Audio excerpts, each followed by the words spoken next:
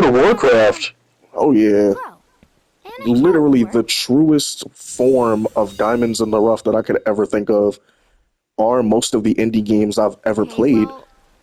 And that's why I'm into the indie game genre and shit, like games that are one-offs and that rarely get spin-off games. Is like, whether it be the story is good or you put so much love into the attention to detail shit, and that's like a spiritual successor of a different game that was well known, that was a one-off, like how River City Girls was like basically a fucking spiritual successor to Scott Pilgrim.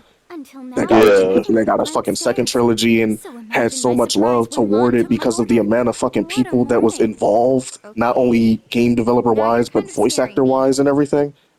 You brought a niche franchise and brought it into the pop culture zeitgeist. Like, it's just wonderful.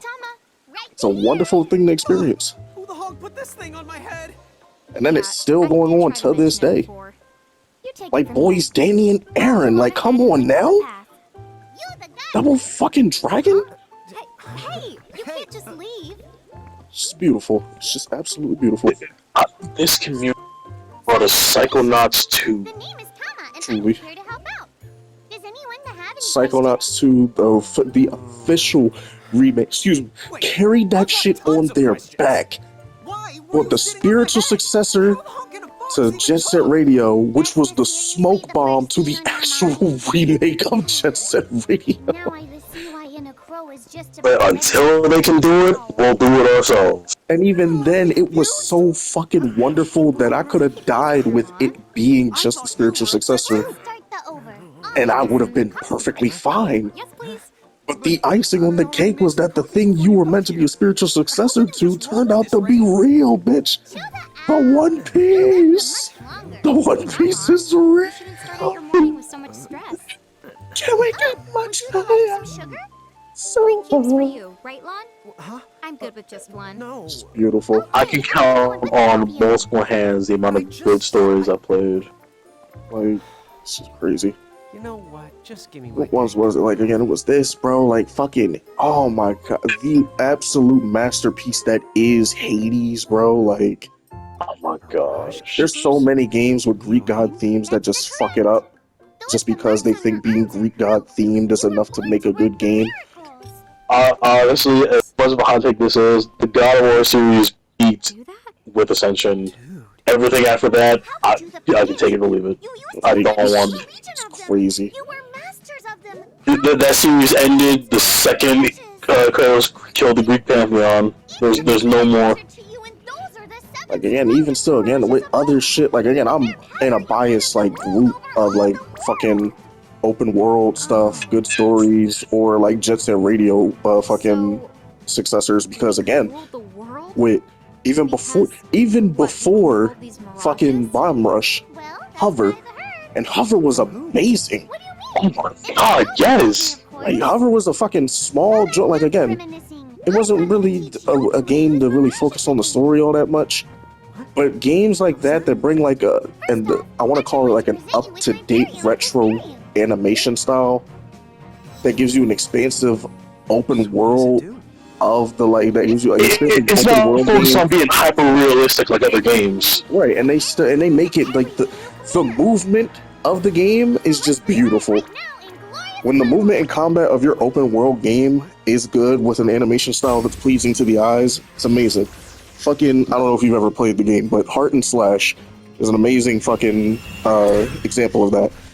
An indie game that has a fucking not 8-bit, but blocky type of what do you call it? A blocky type of animation style, while also being a bit. It's select stages that are like Maze Runner stages, but they're very expansive stages at that. Like the second stage, like the first stage you go into is like you breaking out of the facility you were created in. Okay. The second stage you get into is so expansive compared to the first that it keeps your attention so good that you're bound to just continue on after that. And even then, it's one of those type of games where the thing is ever changing. It's ever shifting. So it's not just the same layout for each stage the way you would believe it to be and the way you wouldn't look forward to. it's continuing. There's replayability in the way that the layouts of these stages are made once you go to replay it. The fucking power-ups that you find and shit is always in different places. The power-ups and weapons that pop up, the combinations of shit that pop up, there's nothing that's ever the same done twice. So it's reason for you to go back. Even if you know the story, your game or your experience with the run is different. That's why Hades is so amazing too, because Hades is a rare breed of game that not only has the replayability that'll keep you coming back with the never-ending combination of Maze Runner and the abilities and shit like that, but the story acclimates to that, never changing into that ever-changing shit. Rare. It's so rare that a roguelike gets as good of a story as Hades was. From the amount of shit that you see while you're out, to the people you die to the fucking amount of times you've died, to the places you've died, to the fucking weapons you unlock, to the people you meet during your runs that are associated with each other, you basically giving messages to each other, the amount of times you've beaten the game, like the fucking... you beating the game, you quote-unquote beating the game after you defeat Hades himself, there's no amount of times that you can go through that game. To my knowledge, I don't think there's any limit to the combination of shit. I'm pretty sure there's a fucking... I've never seen it before, but I'm pretty sure there's a fucking special dialogue for anybody who is skilled enough and lucky enough to have beaten that entire game in one run. But even still, that'll be a unique thing that only comes to one person. Because again, that's something you have to make a whole new like save file for and everything, because the dialogue that comes after that would most likely be based around the fact that you're some sort of prodigy that made it out the first time around, but it's still going to continue on the story that it was built upon. But it's not going to be the same type of dialogue to somebody who had to die 30 times over just to get their first completion. Just beyond this light. It's such a rare breed and it works so rarely, but at the same time, I don't think there's ever going to be a game that does it like that again. You mean they're all inside this gate? And it's an amazing way that they craft that shit. There's so much, there's a lot that goes into shit like that. Not only in terms of the direction of the fucking story and everything and the shit that you got to make sure you keep track of so that there's no underlying plot holes, but goddamn it, the coding of that game must be a demon that is, nigga, it'll keep you up at night. The dialogue tree of a single person as simple as fucking, what is his name, Apostos or something, the god of sleep that's right there every time you come out of the blood pool when you die. Yeah. Oh, nigga. You talking about the interaction and dialogue tree that he has compared to somebody who's really main cast like fucking Hades, fucking Nyx, or fucking Thanatos? God, bro. And this is for a multitude of fucking characters. Even someone as simple, even someone that you don't really see all that much, like the fucking Megara's sisters, I forgot their fucking names, but the two that's not allowed in the palace because they're fucking batshit crazy. Like, they still have special interaction lines, and you meet them a handful of times compared to most people, but like even still, nigga, they got some dialogue. Land of the Lilican. That shit is crazy to me. There's no words to really describe the amount of fucking like time, effort, and blood, sweat, and tears that goes into projects like that. I haven't even touched nor looked at anything related to Hades 2 because I'm far from done in the first Hades. Not only because of the fact that I haven't fully finished the actual mainline story, but I still haven't gotten into the sub-stories that come from you collecting shit for these characters.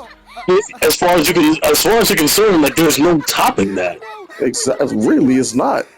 But at the same time, it's not a game that gets the attention like Fortnite or fucking the fucking God of War and shit like that. God of War is an amazing story, don't get me wrong, but you talking about compared to the work and shit that goes into that, compared to that?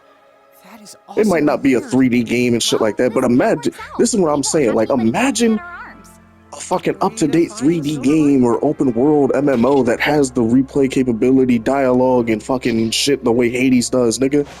You're talking about Game of the Year. Like, when they're doing relax in graphics and performance or whatever have you, it makes up for it. Passion. That's And what I'm that's saying. what he's all about. It's And so even then- passionate. Another Mirage. That's another thing too. Like again, it's a 2D scroller yet, or not 2D scroller, but like I don't know what the fuck you call that type of game, that overhead viewpoint, The top-down genre.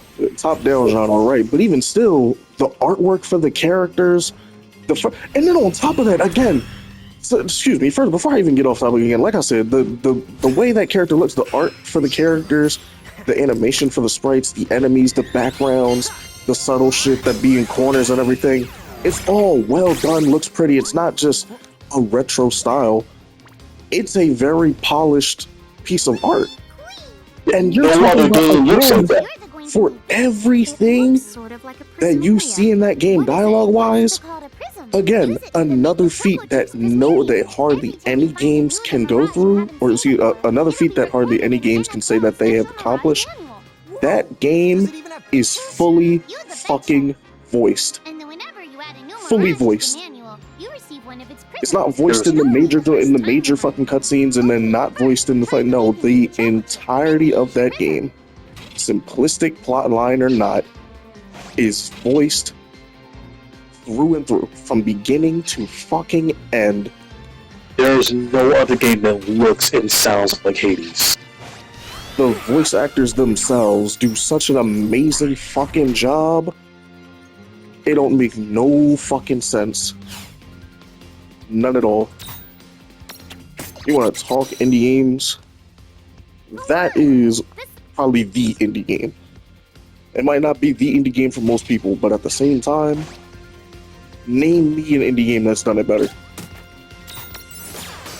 In terms of story direction, gameplay, fan base, a game that stayed alive and kept attention to it far past its fucking release date and initial hype.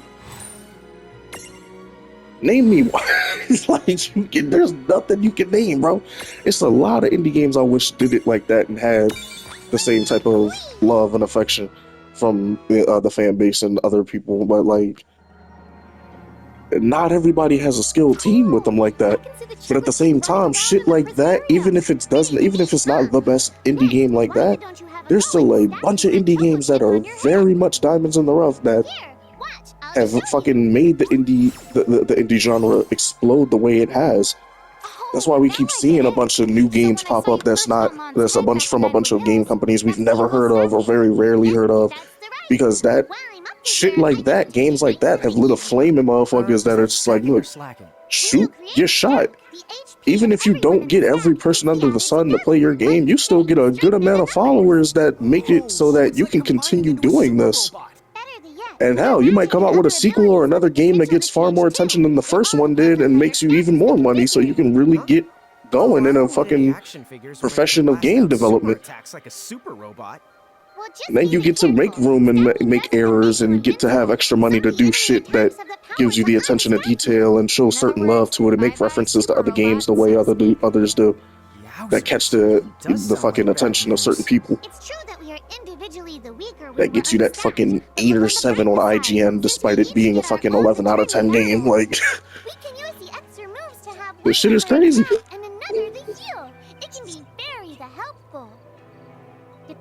It's a very, very crazy thing out here. But like, again, the indie games themselves, there's so many of them.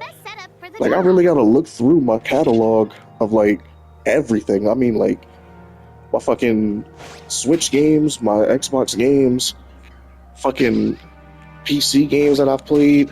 I don't have a Steam account, but I can look through and like look up old games that I've played to death that have been something that'll really hold my attention. But it's a good amount. Not every single one is going to be absolutely good, 100% with no problems, but at the same time, you're going to find some of them draws that keep your attention. You're going to find some shit that really gets you hooked onto this genre. Excuse me. But I digress. Yeah. Got me going on a fucking tangent. Actually, I was chilling. A dead end? But there's nowhere else to go. What are we gonna do? Still very good though. Very, very good. Look closely. This may appear to be a wall, but it's actually a